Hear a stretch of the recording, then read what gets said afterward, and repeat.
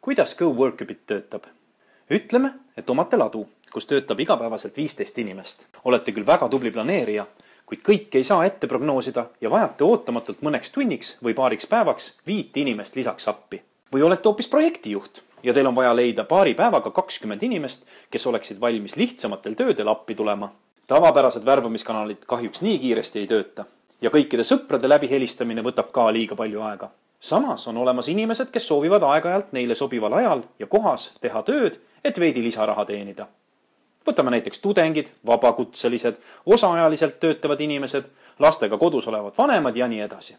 GoWorkabit aitab need 2 poolt kokku viia. Tööpakkujane sisestate oma vajaduse GoWorkabit.com lehele. See võtab aega kõigest paar minutit ja juba mõne hetke pärast saavad selle kohta SMS-i ja maili teel teate lähedal asuvad inimesed.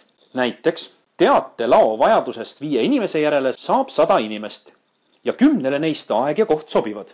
Laojuht saab kiiresti vaadata läbi nende profiilid ja hinded, mis need 10 inimest on varem tööde eest teeninud ja teha oma valiku. Ei mingeid kuulutusi ega pikka värbamisprotsessi. GoWorkabit on selle juba ära teinud. Juhul kui tööandja ei soovi ise töölepingutega tegeleda, võtab GoWorkabit selle ülesande enda kanda. GoWorkabit edastab tööandjale arve, mis sisaldab töötaja tasu koos maksudega ning tegeleb juba ise lepingute ja maksude tasumisega edasi.